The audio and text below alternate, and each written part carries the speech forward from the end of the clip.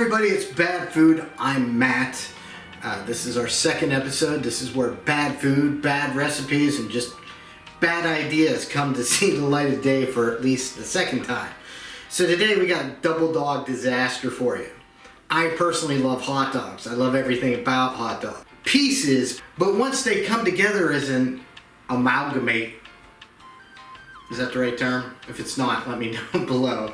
The amalgamation of all these separate ingredients that seem to work together, that's when you start to question your life decisions.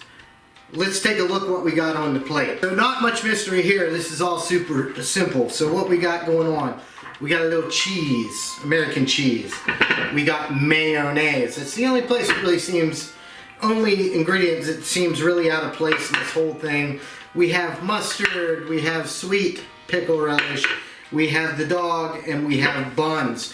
This first concoction is known as Gooey Buns. Yes, Gooey Buns you would think would be a sweet confection, but no. In the upper Midwest to the west, from the Dakotas down to the upper peninsula of Michigan, this apparently is a thing. However, nobody knows anything about it. And I saw it many moons ago in an old recipe book from Wisconsin, and just came across it again the other night from an article about 11 years ago. Let's get started. As far as equipment, you're going to need one food processor, one spatula, and that's about it. I'm just going to take the dogs. I'm going to take the cheese. I'm going to rip it up a little bit. It just seems like it would make more sense just to rip it up. This is going to like totally destroy my processor. I'm going to have hot dog residue in this thing for weeks to come. We're going to take the mustard. Any kind of mustard would do. Yellow mustard, preferably, if we're keeping with that good old American tradition of the hot dog. I'm going to throw that in. And then we got some mayonnaise. I guess you could use salad dressing, but I prefer mayonnaise because you can actually, pro tip, you can actually, if you have no eggs but you have mayonnaise in your refrigerator, you can use that in substitute of eggs. So let me get this out of the way. Let me come over here. Let's put on the lid and oh, this is not good, Shaggy. Oh, let's try to beat that up a little bit. Oh! I'm starting to think that this was like a church lady who kept putting off her contribution to the church cookbook, and then they came, hey Luann, where's your cookbook? And they're kind of, and she's like, oh man, I got it. She kept putting it off, and then all of a sudden she's like, oh, let me throw together something. How dare she? So we're gonna scrape down the sides here. Oh, make sure we get all that processed cheese goodness in the plate. Oh, the smell here. It smells like pickles and disappointment. Look at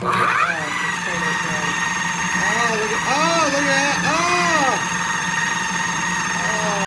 I'm disappointed in myself. I actually feel like I got caught sneaking into a movie I wasn't supposed to see when I was a kid. Oh, let's look at. Oh yeah. Oh, that looks so good.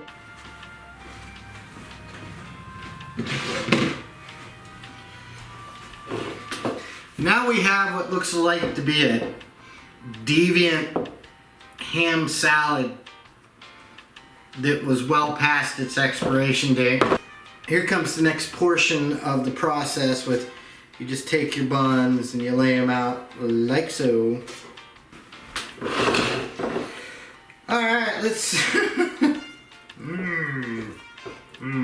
Alright. Oh, it's like cat food. The recipe says, I'm doing this on a sheet tray. The recipe says that you should wrap these in foil and cook them until they're stale. Really? Not toasted, stale.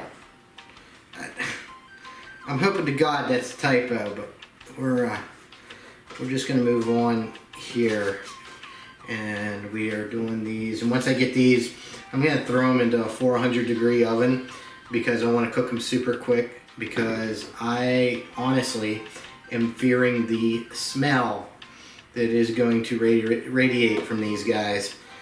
And I'm a big smell guy when I eat, so if the smell's off, it's going to ruin my whole experience. Now, I tasted really good things that smelled terrible, but I just couldn't enjoy them because of the smell. So, as we get later on, when we get into Swedish foods, we're going to do some surströmming, which is the putrefied fish and things like that you have to open the can underwater. Lest ye be knocked out by the ammonia stench. So, Gooey Buns. We're back with part 2 of our double-headed or two-headed monster. This one's a super simple one, and before I get started, I just want to talk to you guys about the Gooey Buns are in the thing. If you like what I do, please hit that subscribe button and turn on the bell to get a notification every time I post one of these videos. Right here. The Flutter Nutter Dog. On the film, we got peanut butter, creamy type, 1 each.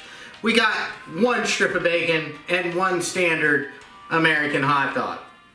And to proceed, I got an oven on 400 degrees. We just take peanut butter like so and spread it all over the hot dog. Oh, so creamy. So creamy. No, this is not okay.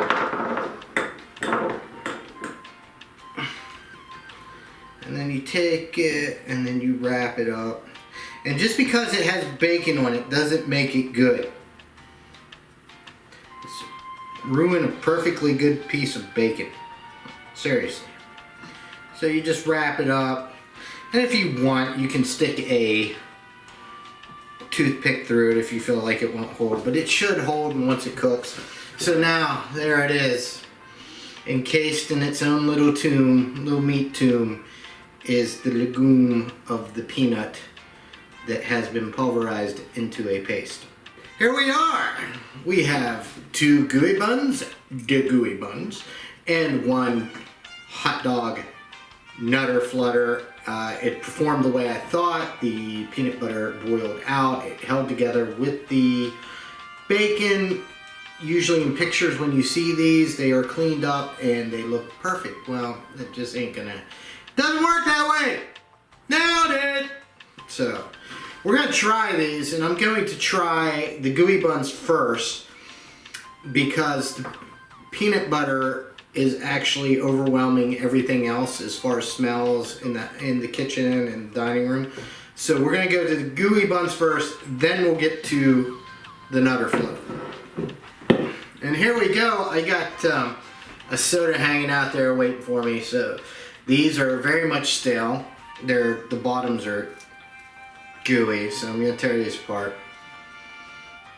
Smell-wise, they smell like your standard hot dog.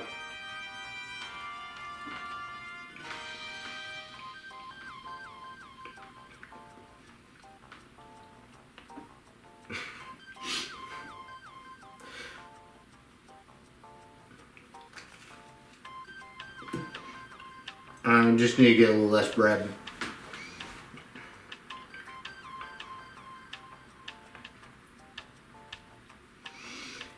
It's like hot dog baby food. Maybe if you had a sausage, that wouldn't be so bad. But with the fact that it's a cheap hot dog and you can taste that cheap brand off hot dog, and it's just overwhelming. Like, you can't taste anything other than like the hot dog fortified by the mayo. So that's gonna be, I mean, it's not to the point where that I starve and I'd be like, no way, I'd like the veg plate salad. This would be probably a 6 on the disgust. Just the texture and everything is just bad.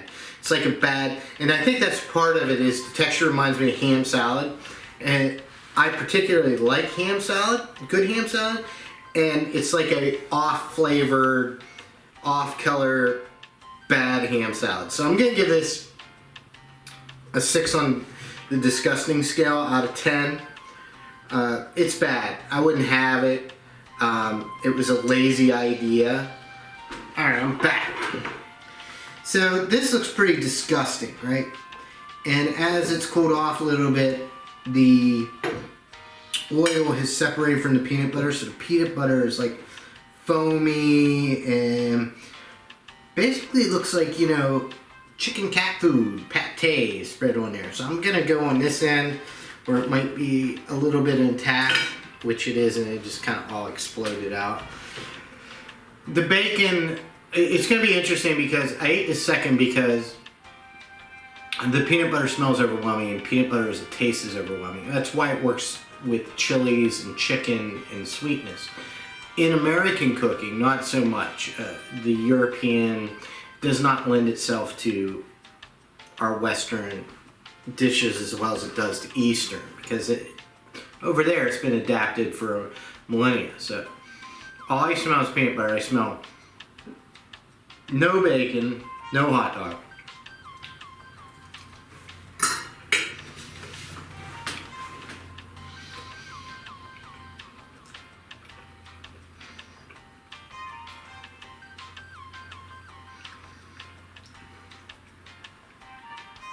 Alright, this is interesting because I've had like Goober burgers before, peanut butter and jelly hamburgers, and it was like overpowering to the sandwich to the point where it was just like not good.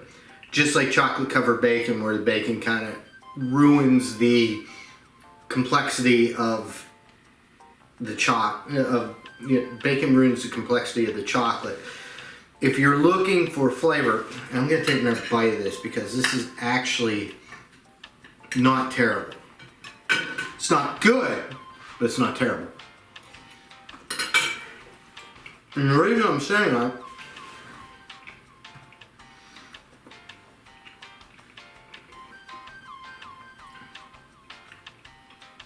is the bacon has really actually saved the day.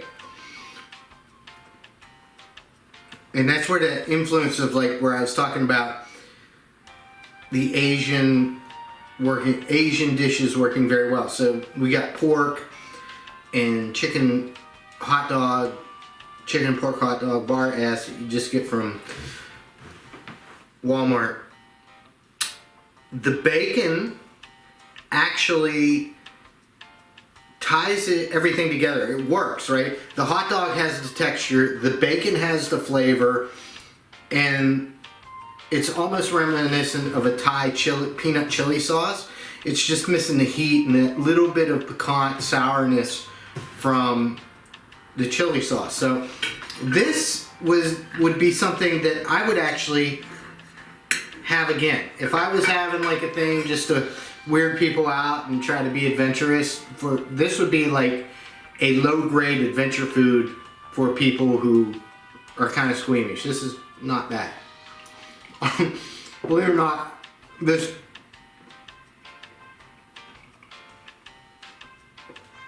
totally, I could have it again. It's not my favorite thing, but it would be fun to do a dinner party, and you know, if somebody was squeamish with adventurous eating, this would be a way to kind of ease them in. So, Gooey Buns, total fail. Do not suggest.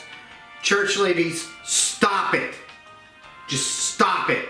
Okay? Do what you're good at. Don't try to come up with clever stuff. Yeah. The Nutter Flutter, surprisingly good. If you mixed it with like I would even try a higher quality non-cured hot dog, and I think it might work out pretty well. And throw a little sriracha sauce on it, and you would be bingo, bango, bongo on top of it. So this has been Bad Food. If you like it, subscribe. Ciao.